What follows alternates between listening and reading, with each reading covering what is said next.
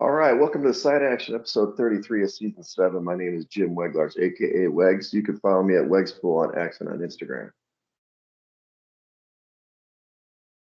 Oh boy, I can't hear you, Dalton. And I'm Coop. Okay, You there can we go. check me out on Instagram at Dalton Cooper, at Mr. Grumpy, or at Dalton Cooper on Instagram, and then at Mr. Grumpy Gills on X. Make sure to check us out on TikTok. I know, yeah, that's our baby. So we're trying to grow that platform. So give us a like on there. There's always some great videos. And are we officially a throuple, by the way? Is this what A this means? thruple? Are we a throuple? Is this? I mean, I love I that we don't have know. the third face in here because, like, again, I love the horse racing because I love learning Yeah, about new sports.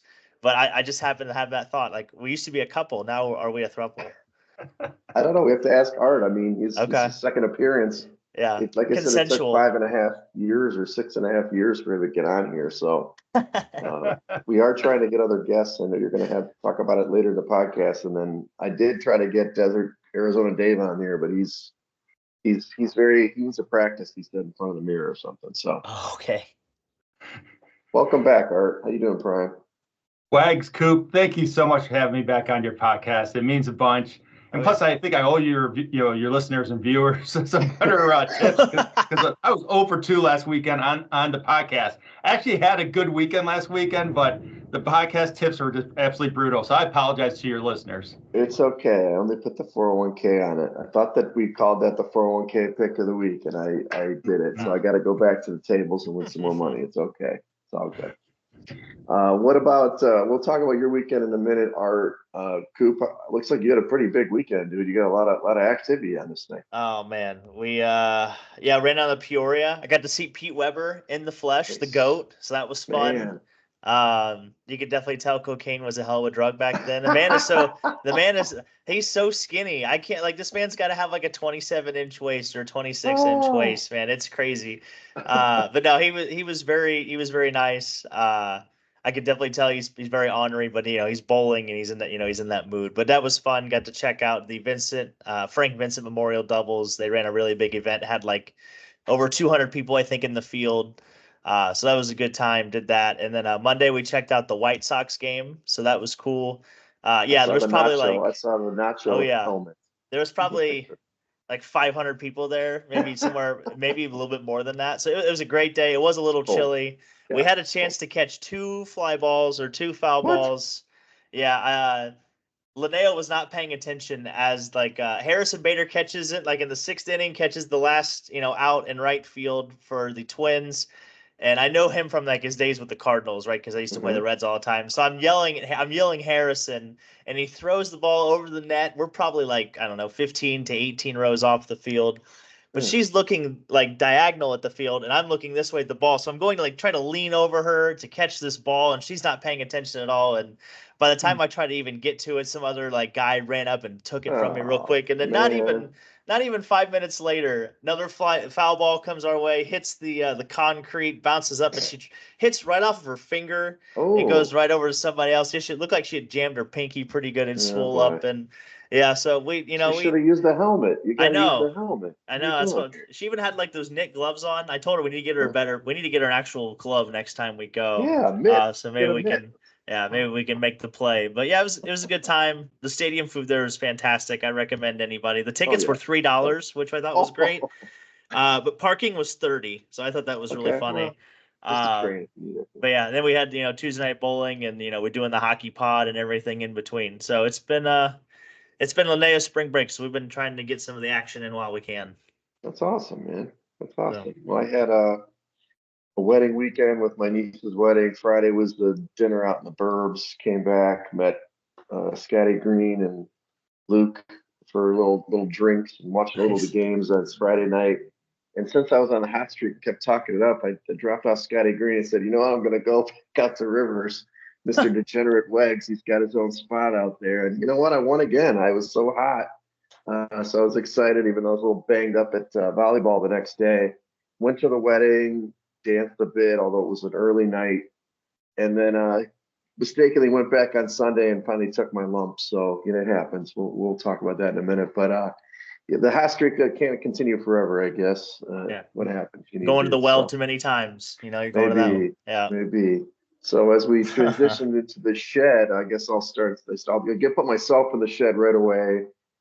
I was, first of all, obviously I had the hot streak, but secondly, I fell for I didn't forget about April Fool's Day. It happens every year. People talk about it. I'm on X, I'm on the train, rushing to the office, and I see 7th year of eligibility for Hunter Dickinson. I was like, what?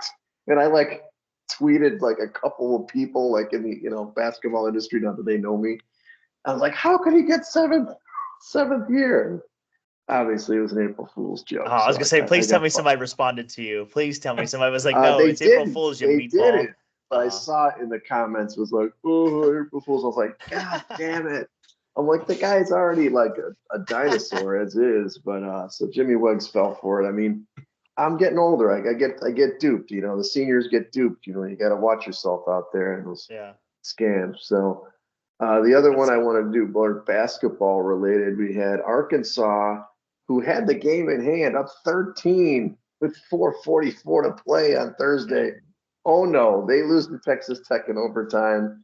But then Texas Tech up by 10 with 5 minutes to go in the Elite Eight against Florida. They blow it.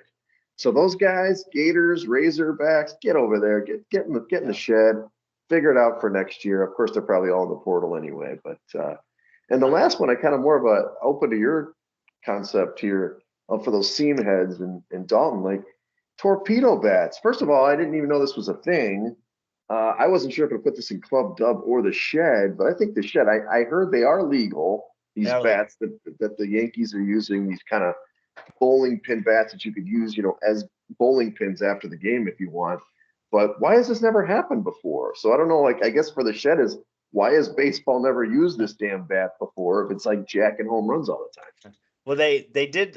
So I was watching MLB Network the other day, and they were talking with like the guy, like the scientist who's like behind this, which I think is fascinating. How they've guys from NASA and MIT like doing all this. But apparently, Giancarlo Stanton was using this bat last year in the playoffs, and he had like 9 home runs. There's a 7 or 9 home runs last year during that playoff run. I think there was another player in the playoffs. I can't remember the name, but the real implication really came after that 20-run outbursts against the Brewers. Right. So the Yankees, I guess, had called him in 2023 and started asking him about new designs and like ideas for new bats that they can implement. So it's not necessarily that it's brand spanking new, but it's just new in the aspect of being applicable and like, obviously you scored 36 runs in 2 games like the Yankees did against the Brewers, and it kind of gets everybody's attention. So yeah, pretty incredible. So, but I love math. So anytime math and sports and physics can all come together, physics. Yeah, that's pretty cool. Science and sports. It's like dice control. It's pool. You've got bowling involved. You like the spin rate. So what about you? Who you got in the shed? Oh man, well I wanted to put finger guns in the shed. John Morant is back at it again. Unfortunately, him and Buddy Hield were getting into a finger gun dispute. I just don't understand what is the whole fascination with the finger guns and why it's a celebration. Did you know this year too they're banning the first down in football? If you do like the line across your nose when they do like the first down, they're banning that. It's illegal? a 15-yard. Why is that illegal? I don't know. I guess the promotion of the game. It's not family oriented. I don't know. I had no idea. Can you do the first down with your hand, like the little first down?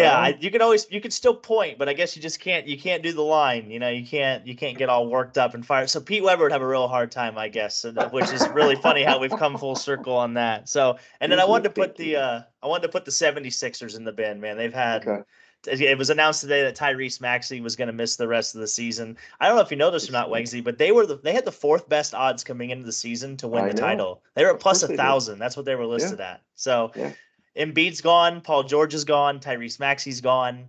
I mean, Joel Embiid has missed 400 games or 400 some odd games and made and he played $300 million. That was smart. That was smart for him to play in the Olympics, right? Yeah. Well, he played on Team USA too, so you knew he was going to be sitting. He was going to be riding the pine. If he played for Team France, he would probably gotten a lot more minutes. So, but 76ers get in the shed, enjoy the torpedo bat. Have fun. Exactly. See you later. Exactly. What about you, Prime? Anything for this week for the shed? I got to put my cousin's horse into the shed. Monet's Magic. The horse didn't run. Actually, what the funny thing, the race is set up perfectly for the mid-pack closing horses, which I remember predicted on the podcast last week. I was thinking there would be a speed battle between Speed King and Cornucopian, which happened. So I was sitting there looking at the fractions, 2 furlongs in, a quarter mile in, I saw 22. I'm like, ooh. And then, 4 furlongs in, a half mile into the race, I saw 45. All of a sudden, I look at my cousin, I go, you got a good chance today. Mm-hmm. But then, so he's sitting by Cold Battle and Publisher, 2 horses that came in second and third, respectively. And but those horses started going, and Monet's Magic looked like he was in quicksand. He just did not fire last Saturday, so he's in the shed for sure. Hopefully not glue shed, but he's in the shed. Oh boy. Yeah. Oh boy. Too much drinking the night before. But well, you can tell us about that in a minute. So, any others in the shed this week? No, that's it for me. What about Club Dub? We can lead off Club Dub. Let's make it positive. Let's flip the energy here. I'm gonna throw a little shout out. Jim and I are on a text message with one of our friends. The best state of Illinois basketball team that went furthest in NIT NCAA tournament, Loyola Chicago Ramblers. Hey, they made it to the semifinals, the NIT. Fought in a tough game. It didn't go their way, but they lasted the longest of all the Illinois teams this year. So a shout out to them. Welcome to Club Dub. Yeah, Ridgeway. You can mention Ridgeway. She used to be a listener. She might be listening. The more we mention her, the more we'll get her to listen. Nice. What about you, Dalton? Who's in Club Dub this week? And again, this is more like we got an upper deck to the the primetime lounge. It's like an upper deck. There's like ladies dancing up there and shaking around. Absolutely. Well, the first one I had Geno Smith. He got paid today. I don't know if you saw that. He got a 2-year extension worth $75 million. I think with incentives and everything, it can max out at 86.6. So, I mean, the man that we all thought was left for dead is he's hanging around. He's, I mean, I should have looked up his career earnings. I didn't have a chance to, but yeah, he's under contract through 2027, 34 years old. Yeah, he's going to be playing football until he's 36, 37, which again, if you look back 3 or 4 years ago, man, he was left for dead. No one wanted him, and he's reresurrected his career. So it's a nice little payday for him. There's no better time to be an average quarterback in the NFL. Yes. I mean, I'm telling you, Kirk Cousins got paid last year, barely played, didn't play well. Geno Smith, I'm sure most of that's guaranteed. He's sitting pretty, so. Oh yeah. And then the St. Louis Blues, they're on a 10-game heater. I don't know if you knew this, but they hired Jim Montgomery, and I believe it was in November, who had gotten fired from the Bruins, and it wasn't more than 48 hours after he gotten fired from the Bruins that the Blues had hired him. Well, in his time since then, the Bruins are 20, 27, and 6, while the Blues are 32, 16, and 6. So a nice swing. Like I said, they're on a 10-game heater. They've shot up since the Four Nations break. They've passed 4 Western Conference teams, now hold the first wild card spot. They're probably the hottest team in the league right now. And things are looking up in St. Louis right now. It feels like 2019 all over again if you ask the folks that live in St. Louis. So they're in Club Dub.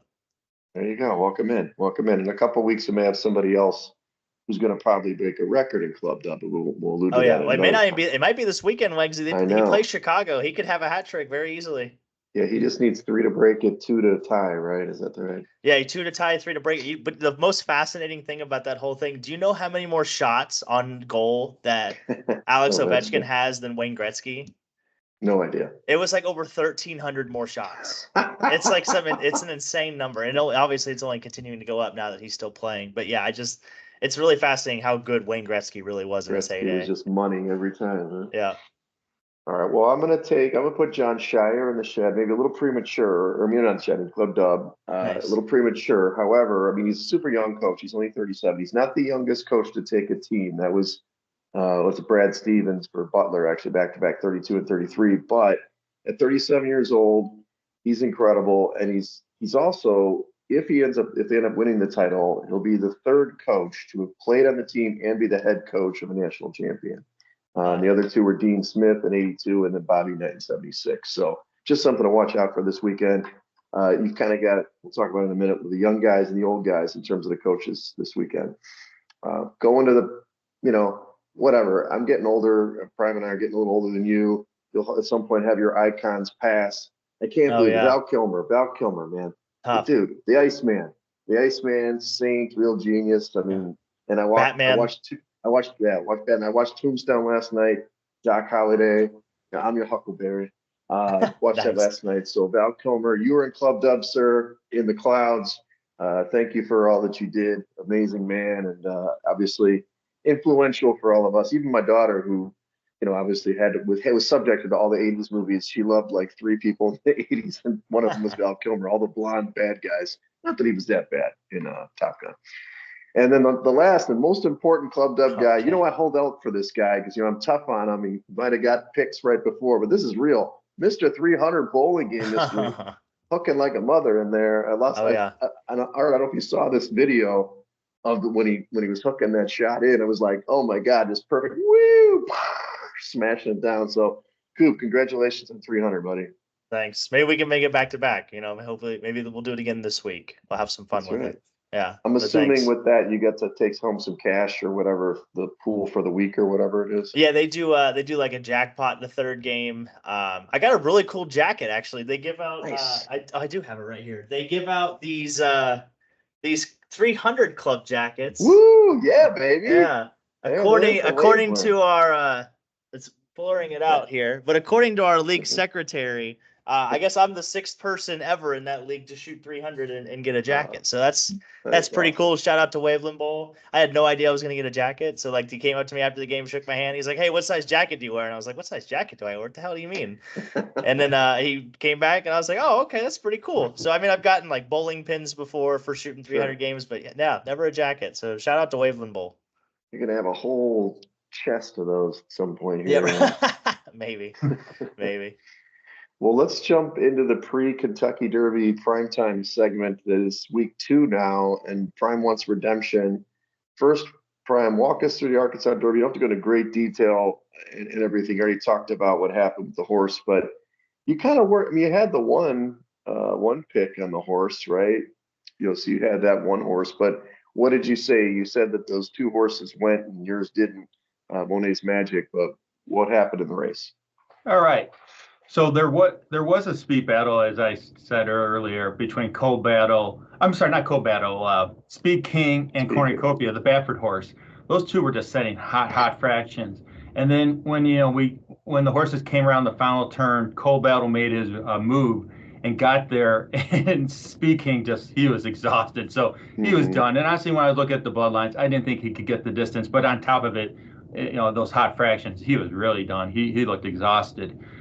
So then Cold Battle had the lead for a little bit, but then some of the deep closers, not the deep closers, but the mid-pack horses started coming in, and Sandman, the gray horse, just got out there, and he's from Tappet is his sire, and they're a little goofy, and he looked a little young because he started wandering when he took the lead, but then he had Ortiz on him, Jose Ortiz, and he got he got him to kind of settle down and run a straight line and finish it, and he won the race.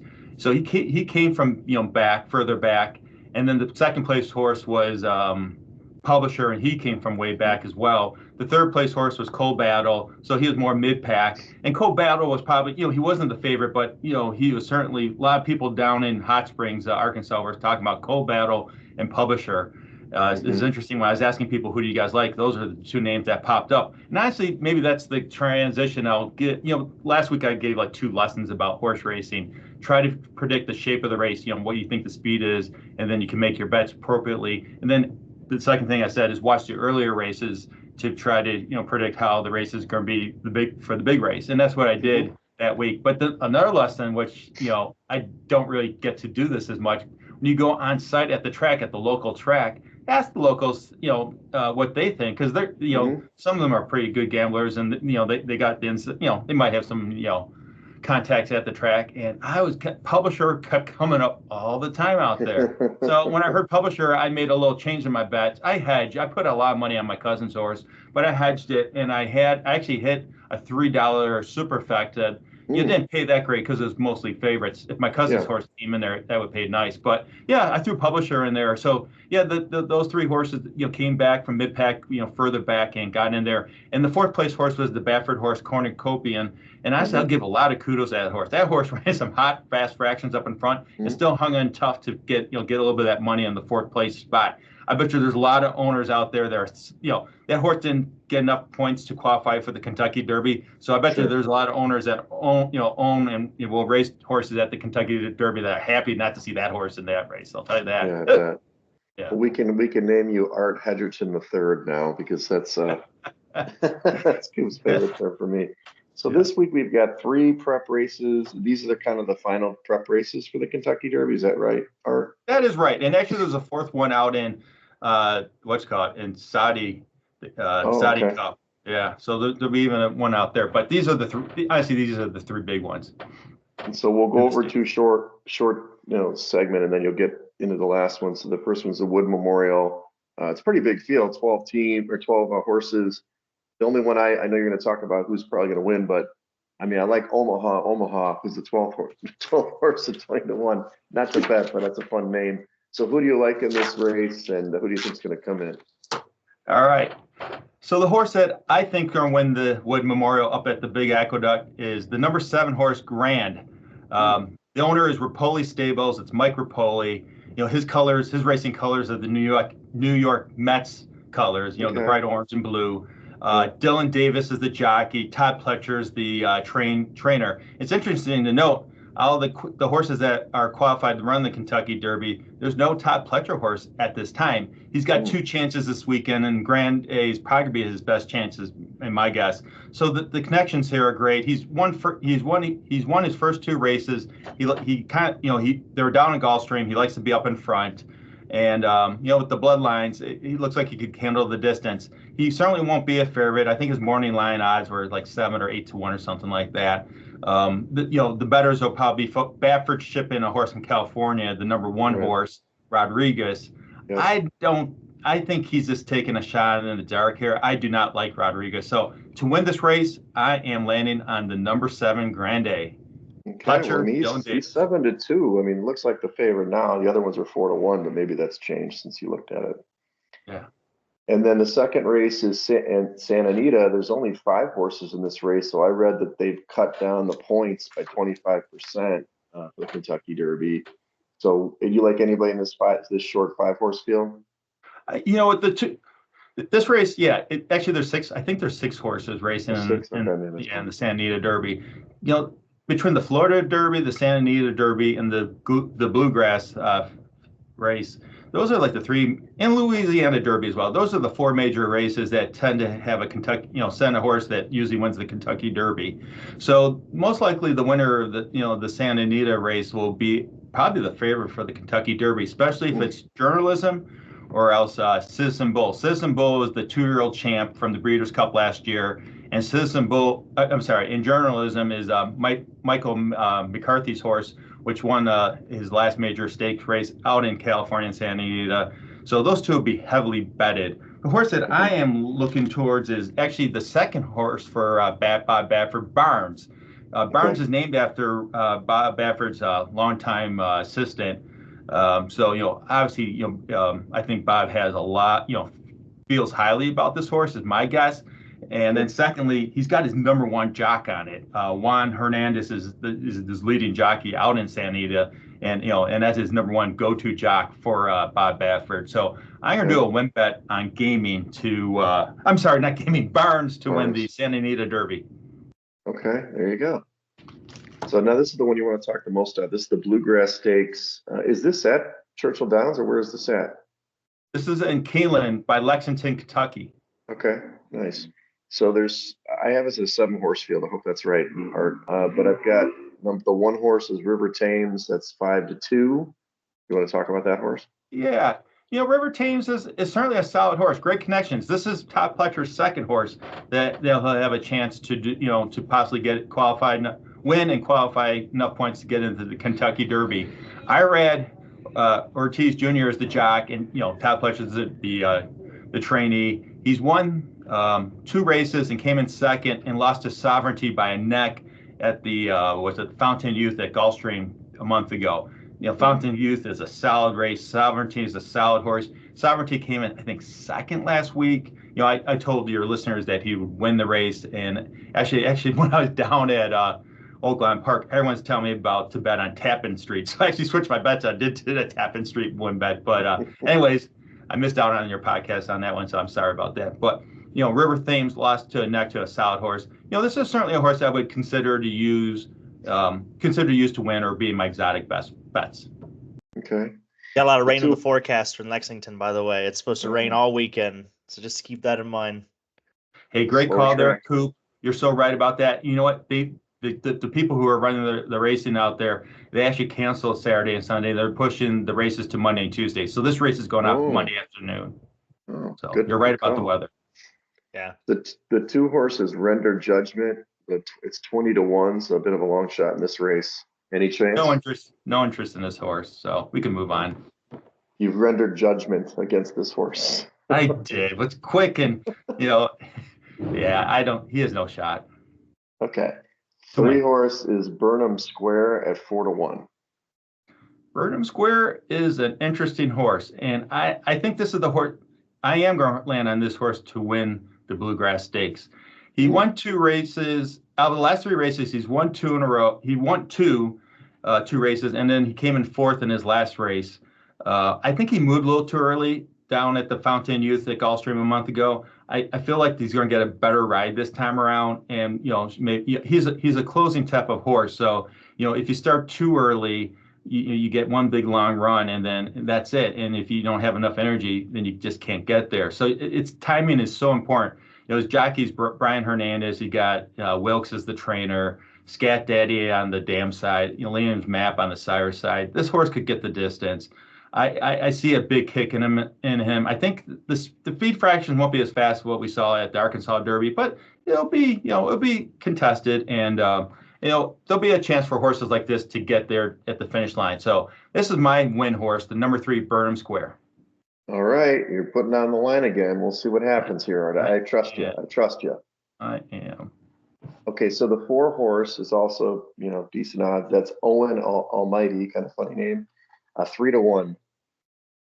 So actually, I saw Owen Almighty win down at the Tampa Bay Downs racetrack about a month ago. I was in Florida with my dad for about half a week, and then I went over to Tampa to hang out with my cousin and some of his friends in golf.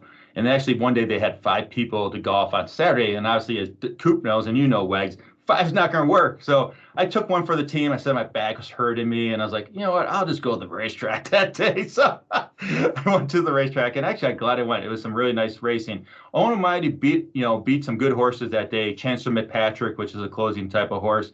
I'm fading a little bit. The Tampa Bay Derby tends not to bring out the best quality horses compared to the other tracks around the country. So I'm going to fade him, even though there's some really good connections here. You got Jose Ortiz, a really great jockey, and Brian Lynch as the trainer. So I don't think he'll win, but he might be. He'd be a horse to consider for your exotic bets. Okay. The 5 horse is East Avenue, also 3-1. Boy, East Avenue is like the wild card in this race.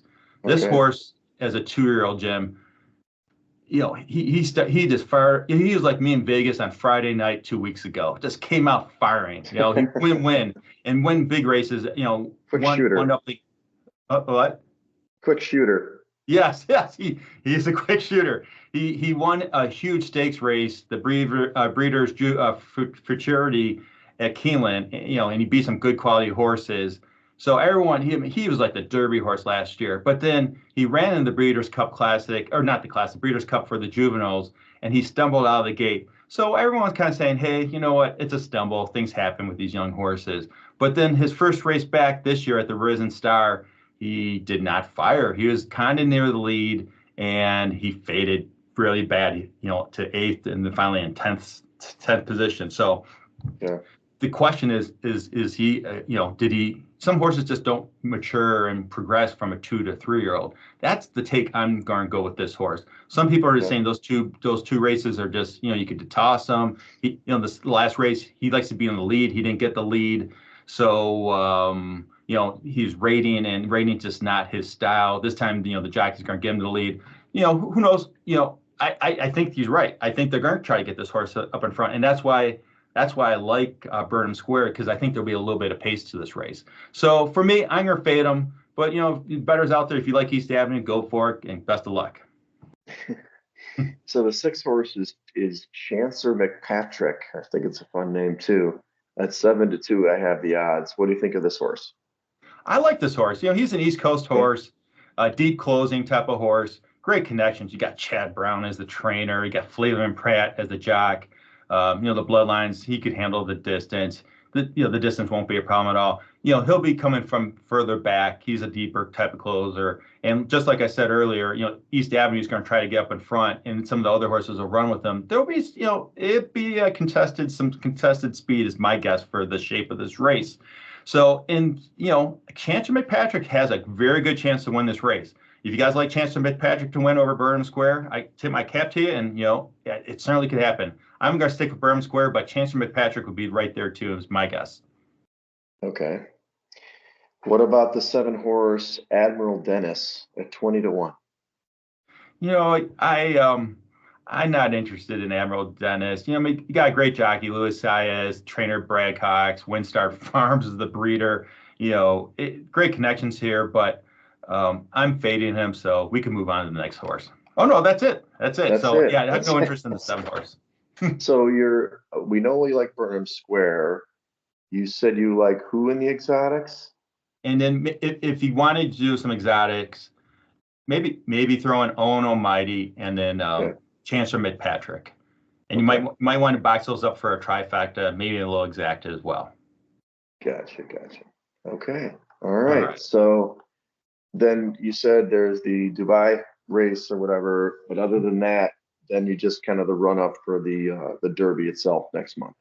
Yeah, there'll be one more race next week as well, but it's like that's 3 weeks away from the Derby. So usually the horses there, they don't have enough points. They're trying to get some points to get into the Derby, but then they race so close to the Derby that they usually, they're not ready to go for the Kentucky Derby. So it's, there's 2 more races. The race out in, Saudi Arabia is interesting because last year Forever Young won that race and he came in 3rd at the Kentucky Derby last year. And remember, some people argue he probably should have been the winning horse, but he got bumped into by Sierra Leone, down the stretch. Sierra Leone hit him about 4 or 5 times. He's just lugging in to the left, and which certainly hampered Forever Young's run. Forever Young came in 2nd at the Breeders' Cup Classic. He lost to Sierra Leone, and then he ran a huge race about a month ago out in Saudi Arabia, and he beat this really classic turf horse I can't think of the name right now, but it was a great race. It was one of the best races I saw. These 2 horses just battling down the stretch, and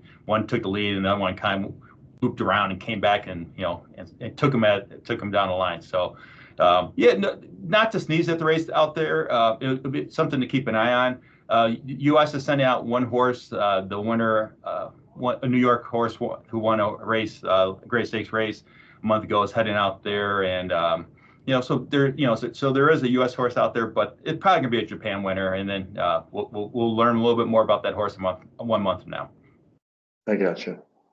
Okay, Prime. All right. Check in with you then. We'll hopefully see you this weekend at some point, and don't work too much, buddy. All right, you guys are the best. Have a great podcast, and hey, I'm hoping that your winners could partake with some winning bets this week. All right, take good care. See you guys. It's good seeing you, Art. All right. See you 305 or 300, whatever you are. I'll see you Saturday. Nice work. All right. See you Saturday. Bye. All right. As we lose Prime, we got, let's jump into NCAA basketball. There's only a couple games left. We'll kind of go over quickly what happened last weekend.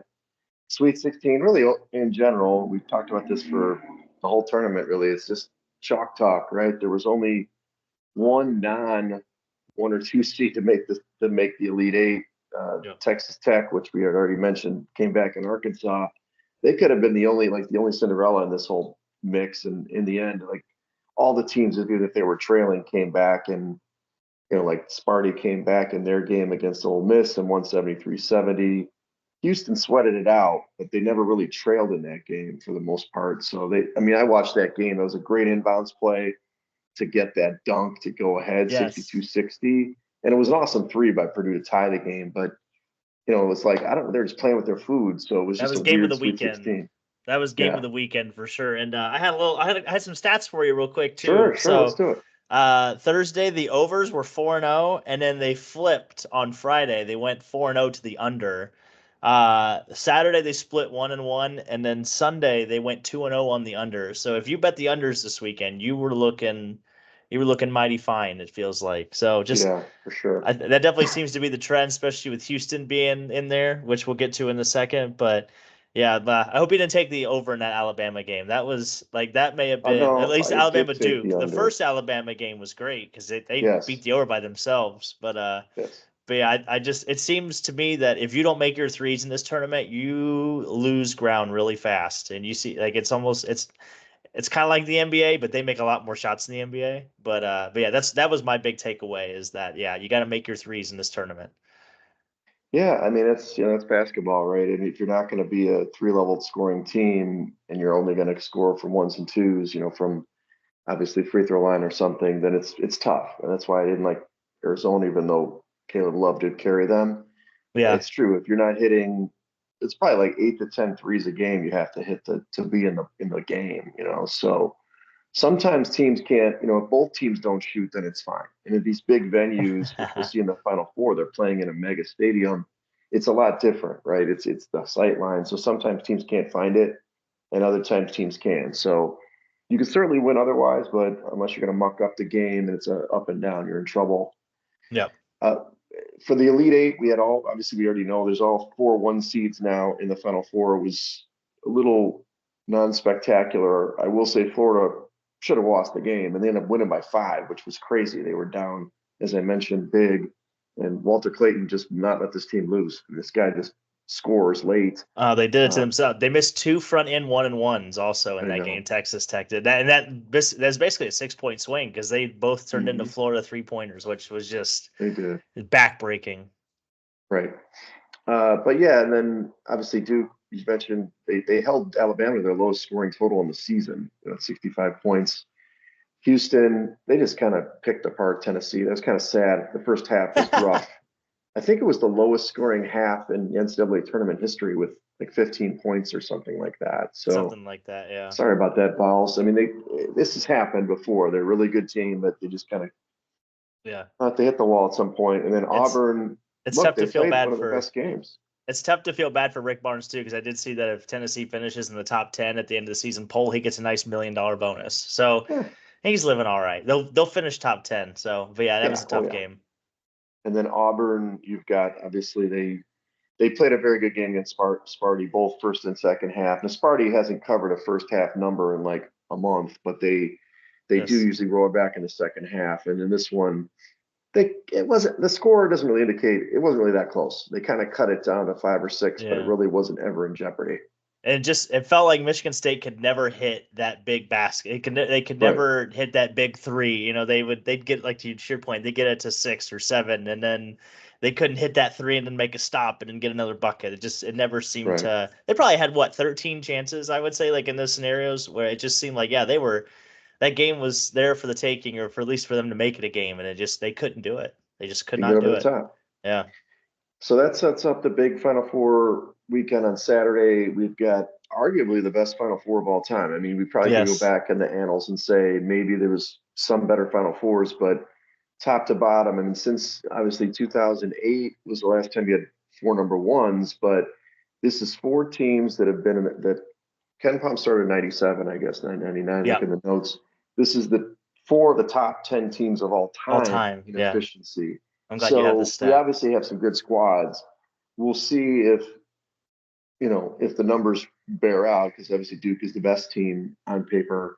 But we'll see what happens. It should be great. The combined record I wrote down 135-16. Yeah. That's pretty awesome. Yeah. So there's definitely no surprises here. Any other impressions you have or stats you want to throw out? I found it fascinating how arguably what the youngest and biggest team is Duke, and I think they Mm-hmm. were second. They're the second best team all time All according to time. Ken Palm. I think they were right next to the other Duke team. Was that like the '99 team that had um I'm Jay blanking on all the Williams. names, but yeah, Jay Williams and Carlos Mm-hmm. Boozer and all those guys. So I Okay. thought that was fascinating.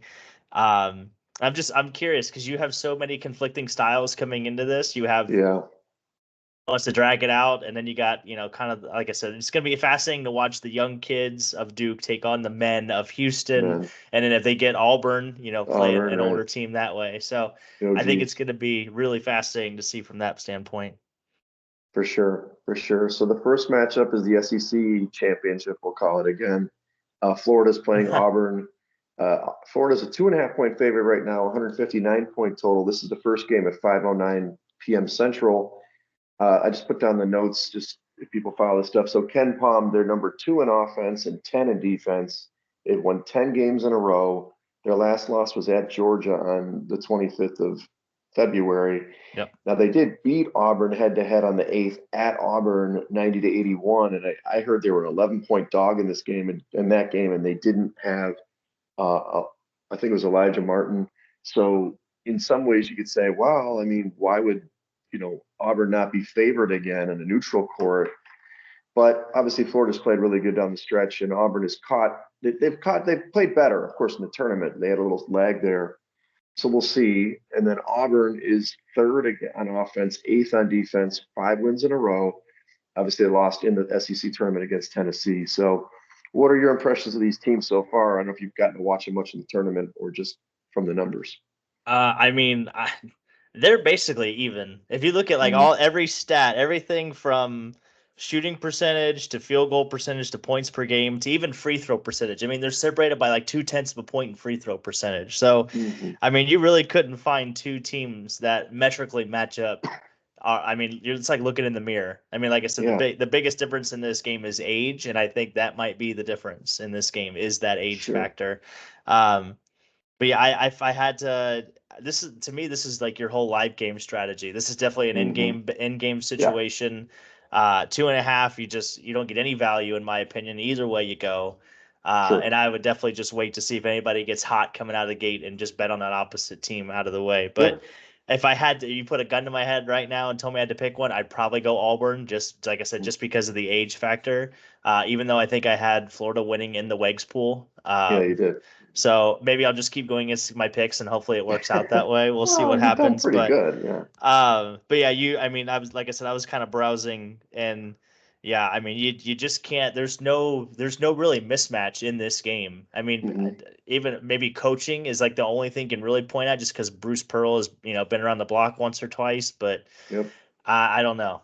Wags. Like you said, these are going to be as lackluster as this tournament has been. These should be 2 great games. I'm hoping that as shitty as the tournament has been, that it's just been delaying. We've just been kicking the can down the road to hopefully get to the great Final Four games, and that just means probably the national championship is going to be amazing, and no one's going to forget how crappy this tournament really was.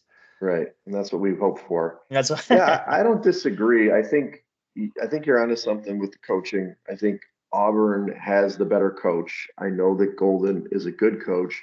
He hasn't been to the Final Four before. Like, this is the first time he kind of defied. When we talk about champions, what do we talk about? It's not just the metrics. It's has he even been to a Sweet 16, which he had not been before. So obviously he's got that metric now. He's got to the Final Four, but to win it all, can he get to that next level? And he is, so that's my only caveat with Florida. I do like Florida. I picked them as well in the Wegs pool. I think they're the better team, than the deeper team, but you've seen certain spots against UConn. They were kind of outcoached in that one, for at least strategically initially. Obviously, Texas Tech had something going on until late, so they can't be playing with Auburn like that. Auburn can get after them. My biggest thing is the depth, and if Janae Broom is healthy, I think he's healthy. He got a little banged up in the last weekend. Yeah. So he needs to be 100% healthy. So I like your strategy to bet in game on this one. I do like the over, though. I mean, 90-81 at Auburn. I understand they're at a bigger venue, so it could be a slow start. So I already bet the over in this game at the 159, but I wouldn't be sad to see the start slow and then bet the renewed over. Maybe it drops down to 150 or 149 if it's a slow start.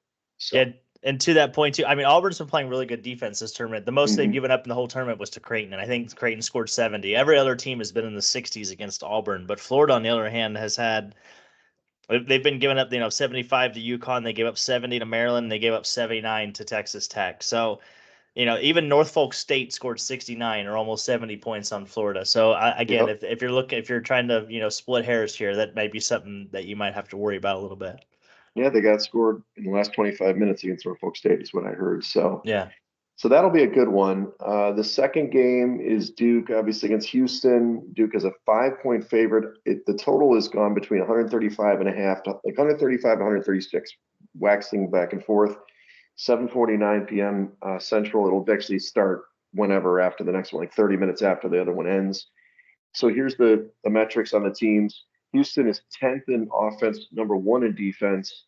They've won 17 games in a row, which is clearly the longest streak in the country. Their last loss was at Texas Tech in overtime on February 1st. In fact, they've got 4 losses on the season. The last 3 losses have been in overtime. This team doesn't go down easy, doesn't go down without a fight. Duke is the number 1 team on offense, 4th in defense, so they metrically still the best team. 15 wins in a row. Their last loss was at Clemson on the 8th of February.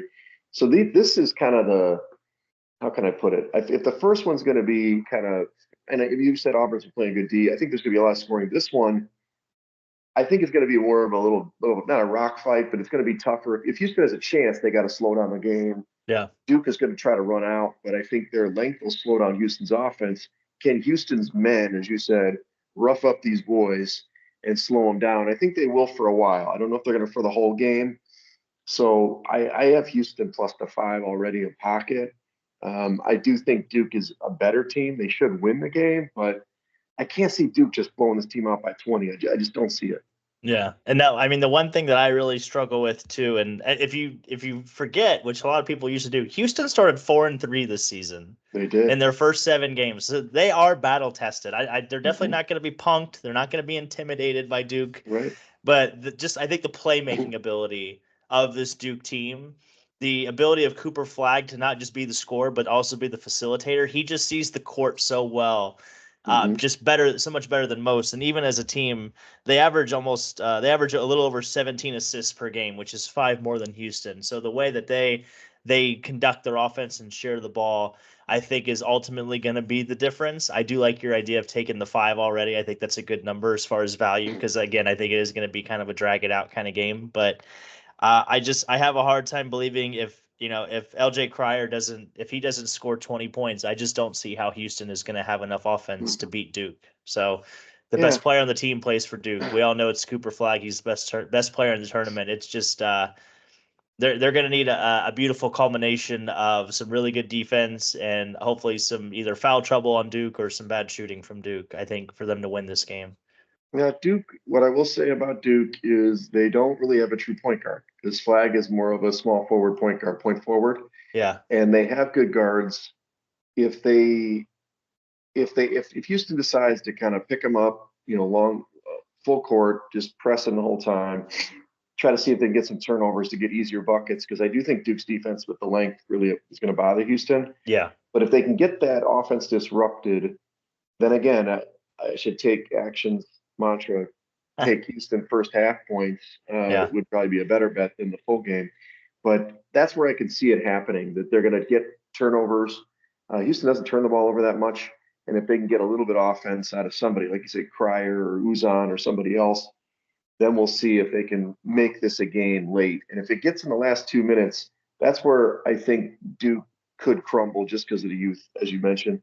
Yeah. But if they're up by 7, 8 points, I mean, even against Arizona, they didn't just step on their throat. They were up by about 13 or 14, and then they let them get it down to like 5 or 6. And I was like, wow, are they going to lose this game? And I think against a team like Houston, who can get rebounds and do that thing, it's just going to be a little bit tighter.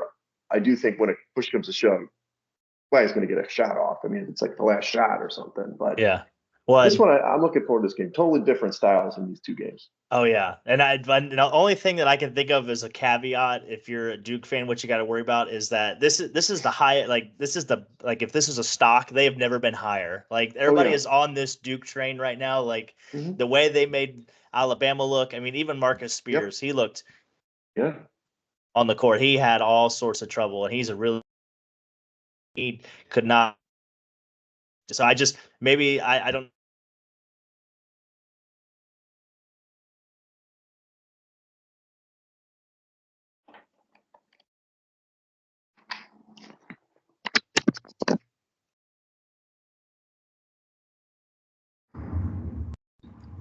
Sorry, buddy, I couldn't hear you. Can you hear me now? Can't hear you for some reason. Damn it. Sorry, pal.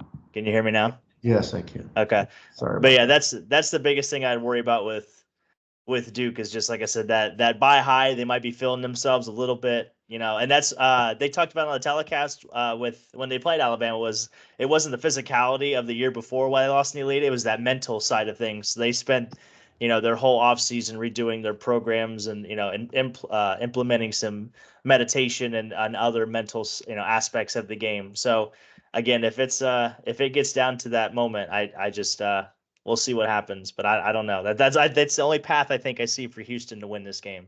Well, and again, Kelvin Sampson, he's 69, I think, years Yeah. old. Shire's 37. Obviously, yeah, Sampson's been in the Final Four. Shire hasn't. He's been as an assistant, and obviously he's been as a player. So it's tough. We'll see. I think Duke's got what it takes, but you never know. I mean, it's in the end, it's going to be a hell of a game. I'm looking forward to hopefully to be whooping it up. We'll get some strip cards going and all that, and be excited. So. What is a strip card, by the way? I have no I idea will what explain that that. is. So we're talking about the weekend. So first of all, I know I'm missing your sister's party, and I feel bad that I put this out on the same day as your sister's party. So That's okay. I won't be at her party either, so don't feel bad. Good. Okay, good. Yeah. A strip card is basically, think about it like a square for like the NFL. It's just instead of having a square where you have the two teams, you have an outcome for both of the two teams. So in other words, like a 7 and a 1, you need to have both numbers. It's just a combined total of the Okay. numbers. So if it's 51-51, then and you have the two, then you win the pool for that. Okay. That makes sense. Gotcha. So I usually do it for each half. So there's 4 strip cards. If we have multiple people, we can do multiple, we'll call it pools, multiple strip cards per half. I just need 10 people to buy in on one strip card, right? So we'll decide if that's $3 or $5 or whatever, and then the winner takes all in that situation. Nice. Okay. We just do it for each. I'll do it for the first half of the first game, second half of the first game. We guess we could do it including overtime, probably makes sense, and then for the second game. So it's just another, put a little cheddar cheese on there for the people that aren't betting on the game. They kind of get, invested in what we're going to do. So yeah, that party's at Four Shadows. I'll be there at 4:30. The game started at 5:09 on Saturday. Okay. Tomorrow, no real plans. I've got some plans tonight, and then Sunday, just take it easy. Maybe throw some dice again, to see if I'm totally out on my hot streak or not. Nice. Yeah. Let me know about Sunday. I might Yeah. join you on that. Yeah, for sure. Why not? What yeah, about you? You've got some PBA stuff, looks like. Oh yeah, so we're going to Milwaukee. Well, it's like right outside of Milwaukee. Graham is bowling in the PBA All-Star Challenge. It's the one-handers versus the two-handers, so that's pretty cool. Okay. One of my other co-hosts on the other podcast, former teammate. So he put us on the list. We are on the list, so we're gonna go check that out. Get to see him and catch up and everything. That's awesome. And then, like I said, we'll have your party Saturday night. My sister was okay with not going to her birthday. She's like, "Yeah, go watch the bowling. That's a lot cooler anyway." And then Sunday, I don't think we really got any plans going on Sunday. Okay. So we'll see. Yeah, we throw some dice. Maybe maybe we'll do that. And then, of course, we got bowling again on Tuesday, and we're coming around. I forgot to mention, I did call some bingo last night. I found there's a part-time gig that I've started dabbling with. It's like bar bingo. So they travel around to different businesses. It's good. It's a good time. So we got to meet some people doing that. Hopefully get some more listeners out of the side action and the Between the Benches networks there. And Where did you do that? That's it out by where you're staying now? yeah, so this one was in Lombard. It was out of Sebastian's Ale House, Ale and Whiskey House or something like that. So a nice little place. The best part about this is they had like a 3x6 row of, I don't know, probably 50-inch TVs as like a big mega screen, if you will. So that was kind of cool. They had the Cavs game on, which is what it is. But yeah, I love a good sports bar with a nice TV setup. You definitely want to get me in there. That's the way to do it. Nice. So well, next week we'll recap, Final Four championship, but we're going to do a Masters edition. Yep. Obviously, you got a buddy who's going to join us. Yeah, Ginger will be joining us. His name is Andrew, but we call him Ginger, and you'll definitely see why. But yeah, he is the golf guru, man. He does a lot of the daily stuff. He sent me a picture last week. He did like a $1 roulette and picked 5 golfers for like finishers, and yeah, he ended up turning $1 into $200. And I was like, the only thing I was mad about is the fact he didn't share. I was like, man, where was this? Where was this like Friday morning when you put it together, or Thursday morning, or Sunday, or whenever you put it together? So, but yeah, he does his homework. So hopefully we'll get together with him, and we'll definitely have that episode out. And maybe we'll combine both of them, or maybe we'll make them separate episodes. I don't know. We'll figure that. We'll figure out the logistics out. As long as we get it up before like Wednesday night or Wednesday, Yeah. I should be able. If we record the other part whenever, we can put it together. It's not a big deal because at that point, basketball's over. Master starts Thursday. You want to give people a chance to listen. So yeah, and he's traveling up to Columbus for this coming weekend. He's going to go to the Jackets game. He's down in Tampa, but he's going to go up to the Jackets games for just hopefully see Ovechkin break the scoring record. So we'll see what happens. Yeah. Yeah, good for him. Yeah. Cool. All right, well, follow us at Side Action Pod on X and Side Action Podcast on Instagram. Follow me at Wegs Coop on X on Instagram. Don't forget our TikTok. Yeah, don't forget it. Don't you dare. Don't never forget. Never forget. That's right. And I'm Coop. You can check on Instagram at Dalton Cooper, on X at Mr. Grumpy Gills. Again, we are the Side Action Podcast. Again, shout out to Art Primetime Murphy for joining us. Man, he's getting me excited for this whole Kentucky. I'm gonna bet on the Kentucky Derby for the first time in my whole life this year. Oh my gosh. And it's all thanks to Art. So special shout out to him. It's always a pleasure. It's I love being a couple, but just being a throuple is just something so special. It really is. There's something special about a throuple. It really is. Yes, it takes a village. Well, enjoy the games this weekend. We'll check it out early next week. Yeah, love you guys.